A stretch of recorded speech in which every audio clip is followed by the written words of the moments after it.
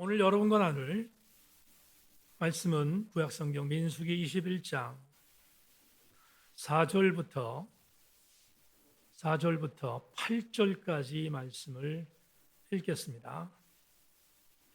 민수기 21장 4절부터 8절까지 말씀을 제가 읽습니다.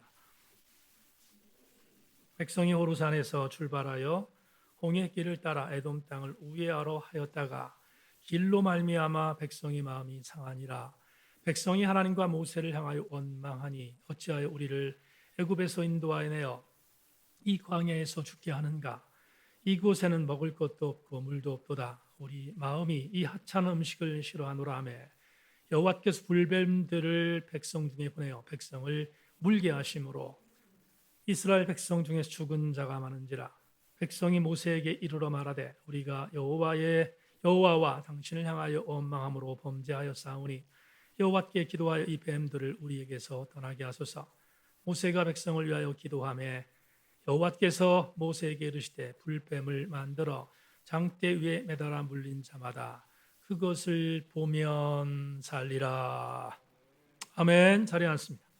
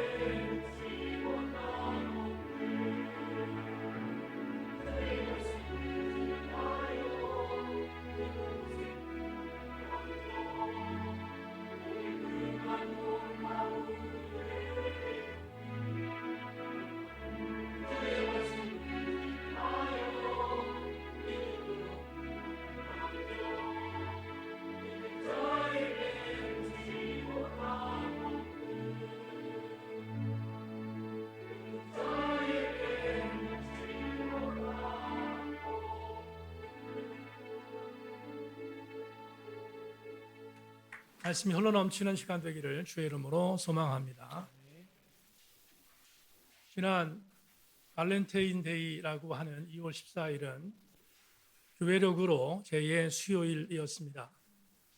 그래서 사순절이 시작되는 날이었고 모든 성도들이 40일 동안 예수 그리스도의 고난에 동참하고 조금은 더 근신하고 조금은 더 절제하는 시간으로 결의하는 날이 제2 수요일 2월 14일이었습니다.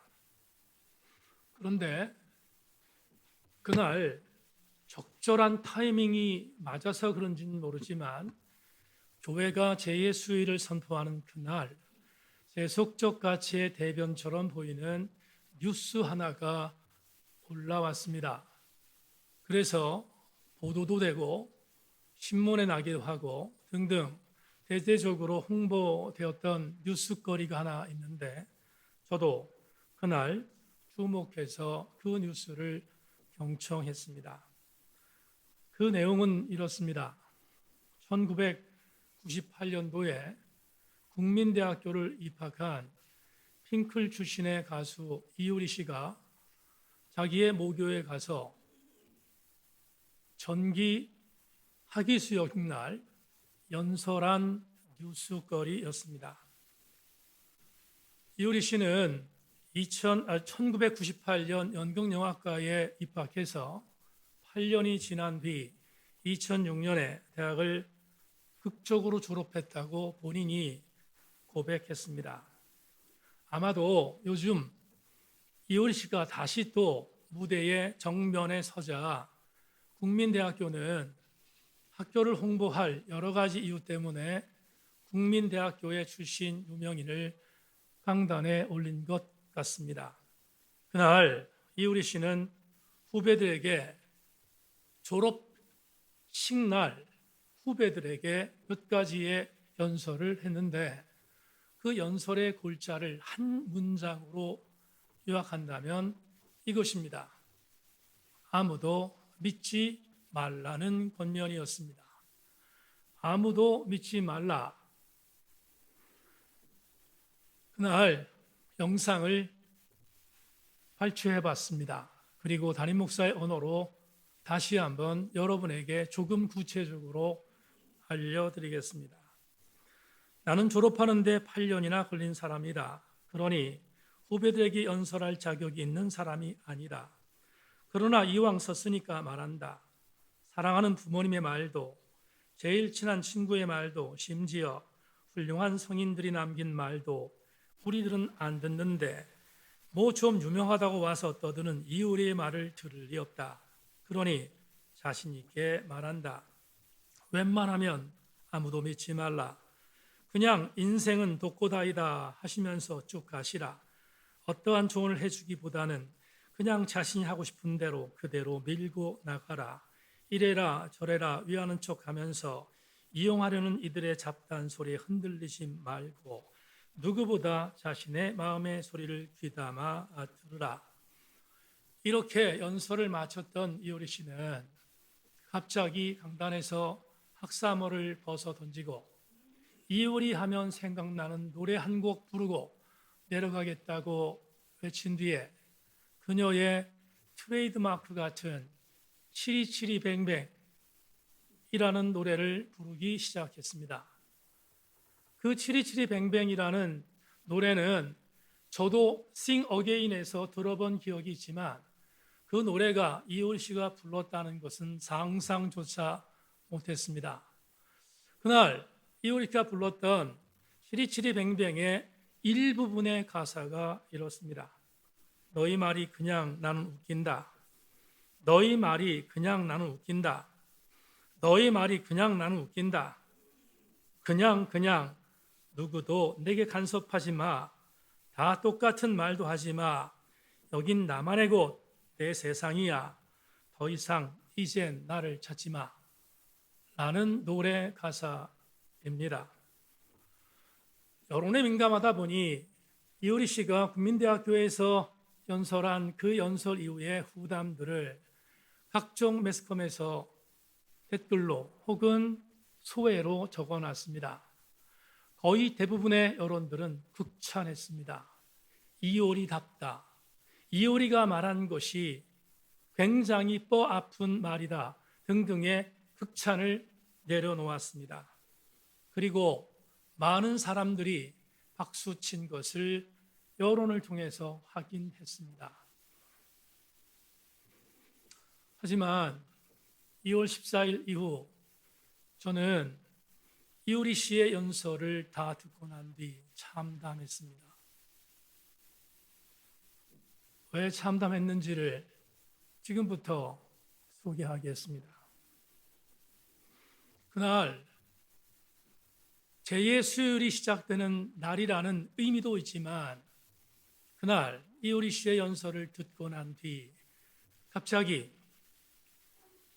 제가 쓴 신사사시대에 읽는 사사기라는 책이 생각났고 마침 그날 저의 두 번째 책 사사기 2라는 책의 초고가 완성된 날이라 초고의 맨 마지막 부분이 떠올랐습니다.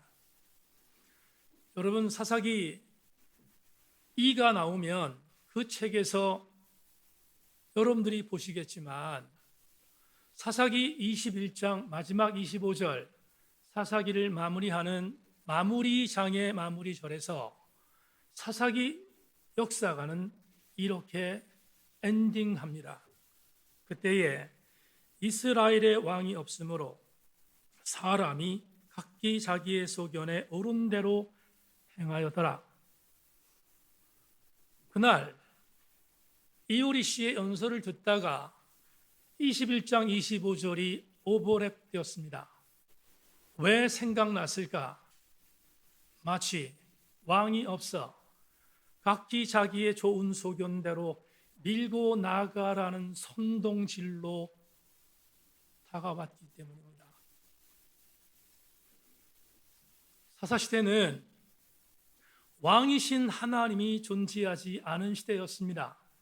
그러니 누구든지 톨스토이의 말대로 마음껏 무엇이든지 할 수 있는 시대가 사사시대였습니다. 그런데 오늘 2024년 2월 18일 왜 사사기 21장이 떠오르는지 궁금해졌습니다. 사사기 20장과 21장은 대단히 아픈 역사가 기록되어 있습니다. 베냐민 땅에 속해 있는 기브아라는 장소가 있습니다. 이 기브아에 어떤 한 레위 남자가 자기의 필레겟이 네 번째 아내를 데리고 하루 묵게 되었습니다. 이 레위 사람은 성직자의 반열에 있었지만 네 번째 아내를 둔 막간 인생을 살고 있었던 사람이었습니다. 그날 기브아 땅에 들어가 어떤 노인의 집에 유숙하는 시간, 밤 늦은 시간 남자들이 몰려왔습니다. 그리고 그 남자들은 다짜고짜로 노인에게 오늘 너희 집에 묵고 있는 남자를 우리에게 내놓으라고 소리칩니다. 이유는 간단합니다. 그들은 호모였습니다. 남색하는 자들이었습니다. 레위 사람을 강간하기 위하여 남자 레위 사람을 내놓으라는 것입니다. 하지만 그 레위 사람이 있고 있던 집 주인 노인은 최선을 다하여 그 기가 막힌 재앙을 막으려고 노력합니다. 남자들이 레위 사람을 내놓으라는 말을 들었던 노인은 나에게 남자를 알지 못하는 딸이 있으니 내 딸을 유린해도 좋으니 이 남자를 건드리지 말라고 하소연했습니다. 나중에 부족한 종의 두 번째 책에 기록된 글을 보시면 경악할 만한 일입니다. 여러분, 자신의 딸을 깡패들에게 내놓는 아버지는 용기 있는 아버지가 아니지 않습니까? 여하튼 그래서 간신히 모면할 것 같았는데 이 깡패 호모들은 다시 남자를 내놓으라고 말합니다. 그러자 이제는 더 이상 거부할 수 없는 위기감을 느꼈던 이 레위 사람이 정말 경악할 만한 일을 하나 행합니다. 그 일은 자기의 네 번째 아내를 직접 자기가 끌어내서 남자들에게 내어주는 일이 기록되어 있습니다. 어떻게 이럴 수가 있을까 생각할 수 있겠지만 엄연히 사사기서에 기록되어 있는 역사적 사실입니다. 자기가 겁탈당할 것을 염려하여 자기의 아내를 불량배들에게 내놓는 시대, 랜덤입니다. 그렇게 내놓은 자기의 넷째 아내를 깡패들은 밤새도록 윤간했습니다. 윤간의 후유증으로 이 네 번째 아내는 사망합니다. 아침녘에 자기의 네 번째 아내가 죽었다는 것을 알았던 레이 남자는 자기의 집으로 네 번째 아내를 끌고 갔습니다. 그리고 또 하나 엽기적인 일을 행하는데 끌고 간 자기의 네 번째 아내를 시신을 12토막을 내 이스라엘의 총회 각 지파의 두령들에게 한 토막씩 보냅니다. 엽기적인 일을 당했던 이스라엘 총회의 두령들은 도대체 이 일이 어떻게 일어났는지를 경악하며 자초지종을 찾아보자 이유를 알게 되었습니다. 베냐민 지파에 속해 있는 기브아 땅에 깡패들로 인하여 레위 사람의 아내가 죽었다는 사실을 알게 된 것입니다. 이건 50%의 진실입니다. 50%는 이 시체 토막을 보낸 레위 사람의 범죄를 숨기고 깡패들의 범죄로 몰고 갑니다. 분노했습니다. 이스라엘 두령들은 총회를 소집합니다. 장소는 미스바입니다. 미스바에서 총회를 모았던 이스라엘 두령들은 서로 의견을 개진하다 하나의 의견으로 집약했습니다. 베냐민 지파에서 레위 사람의 아내를 윤간하여 죽였던 그 범죄자들을 척결할 터니 이스라엘 총회에 내놓으라는 것이었습니다. 그런데 여러분 아십니까? 깡패는 뭐가 있습니까? 의리가 있습니다. 깡패들만의 의리가 있습니다. 베냐민 지파는 거절합니다. 우리의 지파는 우리가 보존하겠다는 것입니다. 이스라엘 총회가 요구했던 것을 거절하자 이스라엘 총회는 고민 끝에 전쟁을 선포합니다.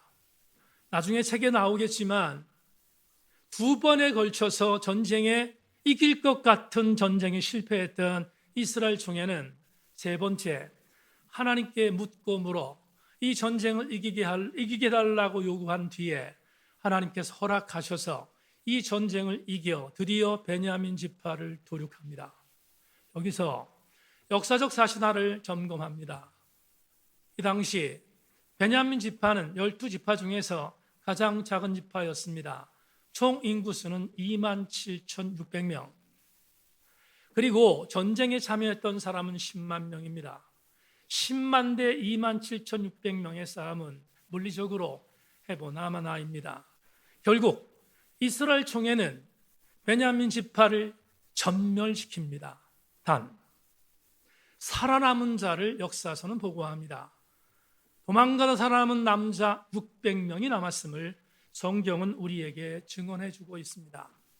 이제 베냐민 지파는 600명만 남아 있습니다. 문제는 다 죽이고 남자만 남았기에 베냐민 지파의 소멸은 불을 보듯 뻔합니다.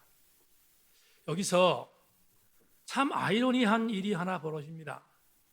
자기들의 손으로 모두 다 죽여서 전멸 직전에 갔던 베냐민 지파가 멸문지화 당할 것을 내전이 끝난 뒤에 알게 되었던 이스라엘 11지파는 당황했습니다. 하나님이 맡겨주신 12지파 중에 우리 형제 지파인 베냐민 지파 한 지파가 사라질 것에 대한 염려를 드디어 알게 된 것입니다. 그러자 미스바 총회에 모였던 이스라엘 두령들은 생각을 해봅니다. 이 위기를, 이 참극을 극복할 수 있는 방법은 없을까를 생각하다 두 가지를 생각해냈습니다. 그런데 참 염려스러운 것은 그들이 생각해낸 두 가지는 정말 생각하고 싶지 않은 치욕적인 범죄였습니다. 그 두 가지가 무엇인가 설명합니다. 600명이 남은 베냐민 지파의 남자들을 어떻게든 간에 시족을 늘려서 지탱하게 만드는 방법은 베냐민 지파의 남자 600명에게 짝을 채워주는 것입니다. 그런데 놀라운 일은 11지파의 두령들은 결심한 게 있습니다.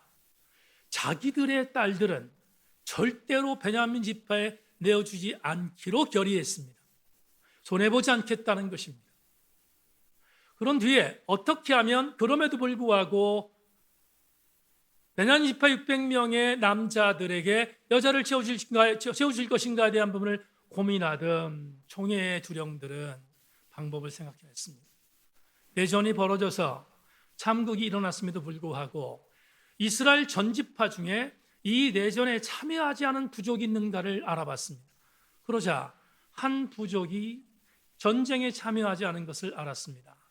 길르앗 야베스 부족입니다.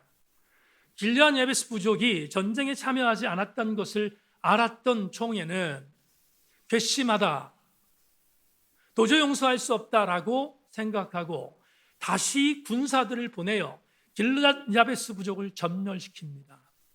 문제는 길르앗 야베스에 수많은 사람들을 전멸시켰던 그들의 전제 조건은, 그러나 전쟁을 통하여 길르앗 야베스를 초토화시킴에 있어서 처녀들을 남기는 것입니다. 남자와 성관계를 해보지 않은 처녀들을 남겨서 남긴 처녀들을 베냐민의 남자들에게 붙여주는 것이 한 가지 방법입니다. 우여곡절 끝에 해봤더니 길르앗 야베스에서 선발된 죽지 않은 여자 처녀는 400명입니다. 400명을 베냐민의 남자들에게 붙여주었습니다. 몇 명 남았습니까? 대답 안 하면 설교 안 할게요. 몇 명 남았습니까? 200명 남았습니다. 200명을 채워야 되는데 어떻게 될까? 총회는 또 하나의 범죄를 계획합니다. 실로라는 지역에, 에브람 지파의 작은 지파 속에 실로라는 지역이 있는데, 그 실로는 성소가 있습니다. 성소에 매년 야훼께 제사를 드리는 절기가 있는데, 그 절기 때 처녀들이 나와서 절기의 축제에 참여한다는 걸 알았던 이스라엘 총회는 베냐민 지파에 남아있는 몇 명? 200명에게 명령을 내립니다. 니들이 거기에 가서 실로의 축제에 나온 여인들 중 처녀들을 보쌈해라. 성경에 보쌈이라는 단어 없습니다. 제가 그냥 만들어낸 겁니다. 뭐냐 하면 납치하라는 것입니다. 납치하여 200명을 채우라는 것입니다. 베냐민 지파에 남아있는 200명의 남자는 명령에 순종합니다. 그리고 200명을 납치합니다. 여기서 한 가지, 길르앗 야베스와 실로는 같은 이스라엘 지파인데, 그런데 그들에게 딸을 주지 않겠다고 명령했는데도 불구하고 그 일이 자행됐는가?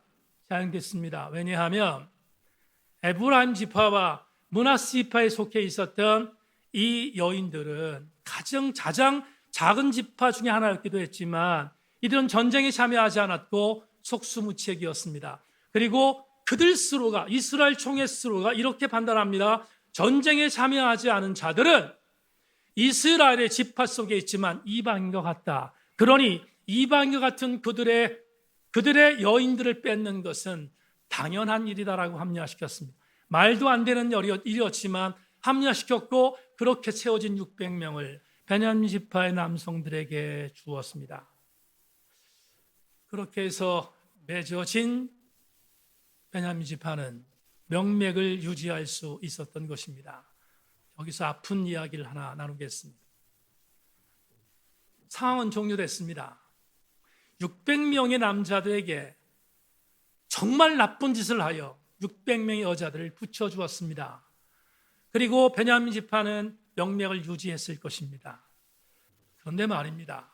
일이 다 끝나고 상황 종료가 된 뒤 사사기 역사서 기자는 사사기 마지막 21장 24절 25절에서 기가 막힌 흔적을 남깁니다. 이게 저는 너무 아팠습니다. 그래서 제 두 번째 책에 이 내용을 부연했는데 그 구절을 소개합니다. 사사기 21장 24절로 25절 여러분 한 목소리로 같이 읽어보겠습니다. 시작. 그때에 이스라엘 자손이 그곳에서 각기 자기 지파 자기의 가족에게로 돌아갔으니 곧 각기 그곳에서 나와서 자기의 기업으로 돌아갔더라. 그때에 이스라엘의 왕이 없으므로 사람이 각기 자기의 소견에 옳은 대로 행하였더라. 여러분 이 구절을 마지막 사사기의 구절로 남겨두었습니다. 무슨 말입니까? 엽기적인 범죄가 자행됐던 사사시대에 모든 일들이 상황 종료되자 그 다음 아무 일이 없었습니다. 전혀 문제되지 않습니다. 그냥 모든 일들이 정해지자 각기 집으로 돌아갔다고 사사기 역사서는 보고합니다. 문제되지 않습니다. 하등의 문제가 없습니다. 그냥 당연한 일이라는 의미입니다. 이 엄청난 범죄가 일어났음에도 불구하고 그들은 아무 일이 없던 것처럼 집으로 돌아갔다고 고발합니다. 밴쿠버 기독교 세계관 대학원의 전성민 박사가 자기의 사사기 강해에서 이렇게 이 구절을 주석했습니다. 사사기는 하나님 통치가 부재한 가운데 유괴당하고 찢기고 죽임당한 여성들의 이야기로 끝이 난다. 사회의 가장 낮은 곳으로 악은 흐른다. 그들은 그 악을 온몸으로 받아내야 했다. 이들의 이야기는 우리들의 마음을 무겁게 한다. 시대의 어둠이 너무 깊다. 이것은 사사시대만의 이야기가 아니기에 우리의 마음은 더욱 무겁다. 지금 우리는 사사시대의 어둠이 낯설지 않다. 연달아 들려오는 삶의 무게에 눌려 세상을 등지는 사람들의 이야기가 사사기 마지막의 여인들의 이야기와 무엇이 다를까? 악이 사회의 가장 낮은 곳에 있는 자들에게 쏟아부어지는 세상의 희망은 어디 있는 것일까? 희망의 좌표는 무엇일까? 저의 사사기 두 번째 초고에 이렇게 썼습니다. 이스라엘 총회는 죄악의 극치를 보여준 주인공들이었다. 내 것은 안 되고 내 것으로 하라는 극단적 이기주의의 주인공들이었다. 자기 지파의 딸들을 보호하기 위해 다른 지파의 한 부족을 멸절시키는 것을 당연시했다. 자기 지파의 딸들을 지키기 위해 다른 지파의 딸들을 강간하고 납치하는 일에 눈감았고 공범으로 도왔다. 심각한 것은 그들은 그것을 죄라고 인정하지 않았다는 점이다. 사사시대보다 더한 시대가 있다. 바로 우리가 살고 있는 오늘이다. 어떻게 해야 사사시대보다 더한 극단의 신사시대인 오늘을 극복할 수 있을까? 하나님이 살아계신다는 믿음으로 무장해야 한다. 이 믿음을 갖고 있는 자는 이기주의가 아닌 이타주의로 살아간다. 하나님이 없는 세상은 무엇인지 가능한 세상이다. 무엇이든지 마음먹은 대로 할 수 있는 세상은 재앙이다. 인간은 그렇게 만들어진 존재들이기 때문이다. 소개서두에 이우리 씨의 연설을 소개했습니다. 하나님이 없는 세상, 치리치리뱅뱅이 시대의 삶을 살고 있는 세대입니다. 그 시대의 교훈은 독고다이입니다. 그 시대의 선동은 내가 잘하고 있으니 그대로 밀고 나가면 된다는 것입니다. 가장 최악의 연설 멘트는 이것입니다. 아무도 믿지 말라는 연설이었습니다. 하나님이 없으면 그렇게 됩니다. 하나님이 없는 세상은 마음대로 유린할 수 있기 때문입니다. 사사시대처럼 오늘 우리가 살고 있는 이 시대는 신사사시대를 방불하고 있지 않습니까? 당신이 살고 있는 이 시대는 괜찮아. 당신이 하는 일은 정말로 괜찮은 일이야. 독고다이로 밀고 나가라고 선동하는 시대, 하나님이 없는 시대에 가능합니다. 이스라엘 백성들은 호르라는 곳에서 도착했습니다. 그런데 호르라는 곳에서 도착했던 이스라엘 신앙 공동체는 이제 가나안을 목전에 두고 있습니다. 가나안에 들어가면 하나님 명령에 따라 지시한 땅으로 가게 되는 것입니다. 그런데 난관이 생겼습니다. 자막, 이 자료는 크로스의 성경 공부 1권에 있는 슬라이드를 참고한 것입니다. 여러분, 고센이 보이십니까? 고센, 이스라엘 백성들이 머물던 애굽의 땅입니다. 하나님이 간섭하셔서 빨간 줄을 따라 홍해를 가르고 신광야를 거쳐 5번, 6번에 있는 시내산에 도착했습니다. 시내산에서 율법을 받았던 이스라엘 백성들은 다시 진군하여 가나안으로 직선으로 올라가면 열흘 길이었습니다. 그런데 이스라엘은 40년이 걸렸다고 성경이 말하지 않습니까? 5번, 6번 시내산에 도착했던 이스라엘 백성들은 하나님이 인도하신 인도에 순종하지 않고 범죄하여 40년 동안 뺑뺑이를 돕니다. 6, 7, 8번을 거쳐서 에시온 게벨 엘라 땅에 도착했습니다. 그런데 엘라 땅에서 이스라엘 신앙 공동체는 바란 광야, 가네스 바네아, 그리고 신광야까지 9번에 올라갑니다. 올라가서 그곳에 도착했습니다. 제가 막 넘어가고 있는데 그 과정에서 이스라엘 백성들은 엄청난 하나님에 대한 불순종을 자행합니다. 그러다가 9번에서 잘 보십시오. 9번에서 에돔 보이십니까? 오른쪽에 에돔으로 거쳐서 에돔에서 세레시나를 건너 위쪽으로 올라가면 가나안 땅이 앞에 보이는 목전에 있습니다. 그러니까 9번에서 10번, 11번 쪽으로 직통해서 다시 위로 올라가면 그러면 굉장히 빠른 길로 갈 수 있는 방법인데 문제는 이스라엘 신앙 공동체의 백성들이 에돔 땅에 요청합니다. 우리가 너와 친족이지 않냐? 에돔의 조상은 누구지요? 에서입니다. 친족이잖아요.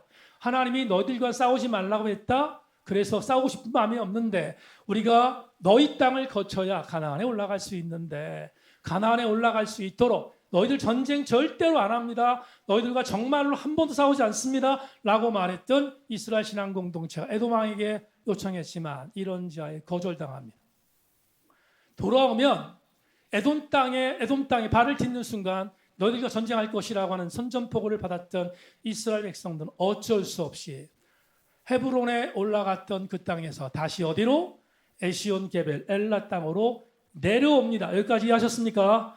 내려옵니다. 그리고 오늘 민수기 21장은 에시온 게벨 엘라 땅에서의 상황을 설명하는 게 민수기 21장 오늘 본문입니다. 여기까지 이해되시면 아멘. 좋습니다.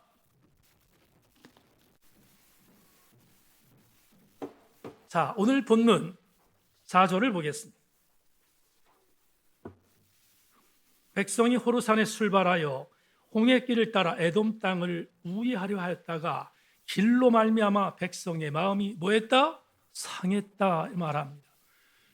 지금 이스라엘 백성들은 에돔 땅을 거치면 가나안에 직통할 수 있습니다. 에돔이 거절했습니다. 다시 엘라 땅 에시온 게벨로 내려왔습니다.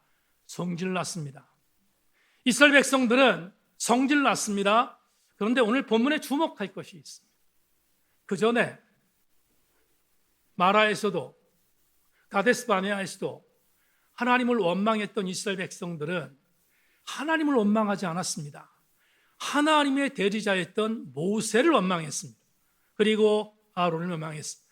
그런데 오늘 민수기 21장을 가면 대단히 파격적인 구절이 나옵니다. 성질났던 이스라엘 백성들이 처음으로 누구를 원망합니까? 하나님을 원망했다라고 말합니다. 하나님의 이름이 거론되었습니다. 우리를 이곳에 와서 죽게 만든다는 것입니다. 그러면서 그들이 불평을 내놓은 것 중에 하나는 만나 사건입니다. 여러분, 만나에 대하여 오늘 본문 5절을 이렇게 설명하고 있습니다. 5절 볼까요? 백성이 하나님과 모세를 향하여 원망하되 어찌하여 우리를 애굽에서 인도해내 이 광야에 죽게 하는가? 이곳에는 먹을 것이 없고 물도 없도다. 우리 마음이 이 하찮은 음식 만나입니다. 이 하찮은 음식을 싫어한다라고 불평을 늘어놓고 있습니다. 그렇다면 이스라엘 백성은 정말로 만나가 하찮은 음식이었는가? 그렇지 않습니다. 여러분, 이스라엘 백성들은 맨 처음에 보았던 만나를 뭐라고 표현하고 있는가? 꿀 섞은 과자라고 고백했습니다.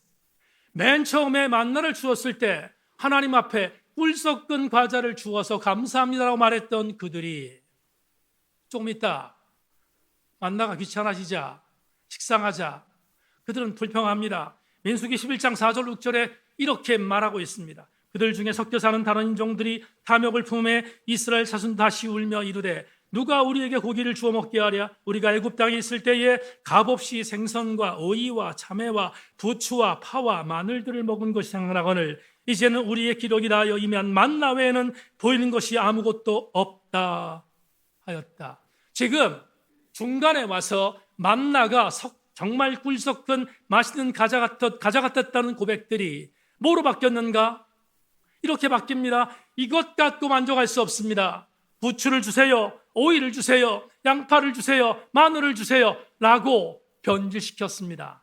그러다가 결정적인 것은 오늘 에시온 게벨에 도착했던 이스라엘 백성들입니다. 이제는 만나가 하찮은 음식으로 변질됐습니다. 그렇다면 오늘 본문에서 기억하는 메시지는 뭘까? 진짜로 이스라엘 백성들이 만나가 하찮은 음식으로 여기졌기 때문에 그랬을까? 그렇지 않습니다. 성도 여러분, 이스라엘 백성들이 먹었던 만나는 전혀 바뀌지 않았습니다. 그러면 뭐가 바뀌었는가? 이스라엘 백성들의 마음이 바뀌었습니다. 기름 섞은 과자 같은 맛있는 만나가 하찮은 음식으로 변질된 것은 전적인 이스라엘 백성들의 신앙적인 타락이었습니다. 오늘 설교를 마무리하면서 우리 교우들에게 이 텍스트를 선택한 이유를 말씀드립니다. 오늘 사순절 첫 번째 주일입니다. 사순절이 도대체 무슨 날인가? 저는 이렇게 해석합니다. 자막 보겠습니다. 사순절은 공급해준 은혜를 복귀하는 절기입니다. 지금 신사사시대를 방불하는 오늘 공급해준 은혜를 잊어버리고 있습니다. 잊으라고 압박하고 있습니다. 하나님의 은혜가 중요하지 않아. 네가 중요해. 네 마음대로 살아. 치리치리뱅뱅을 노래하며 네 마음대로 사는 너를 존중할 거야 라고 압박하는 시대가 오늘 이 시대입니다. 반면 우리 그리스도인들은 분별해야 합니다. 사순절이 어떤 시대인가? 사순절이 어떤 절기인가? 압박하는 은혜를 잊어버리라는 것에서 돌아서 주신 은혜를 기억하는 것, 그게 사순절입니다. 고린도후서 6장 1절로 2절을 마지막으로 설명하겠습니다. 우리가 하나님과 함께 일하는 자로서 너희를 권하노니 하나님의 은혜를 헛되이 받지 말라. 이르시되 내가 은혜 베풀 때 너에게 듣고 구원의 날에 너를 도왔다 하셨으니 보라 지금은 은혜 받을 만한 때요 보라 지금은 구원의 날이로다. 안심하고 아멘. 여러분, 제가 이 구절을 제 수요일 아침 성서 일과로 묵상했습니다. 그리고 그날 제 묵상 노트에 이렇게 썼습니다. 은혜는 은혜다. 하나님의 은혜는 위로부터 임한다. 땅에서 솟아나는 것이 아니다. 그렇다면 한 가지 분명한 것은 그 은혜 중에 헛되게 받을 만한 은혜란 존재하지 않는다는 점이다. 은혜가 헛된 것이라고 생각하는 것은 전적인 나의 소외다. 하나님의 은혜는 버릴 것이 없다. 부스럭이라도 버릴 것이 없다. 제2의 수요일이다.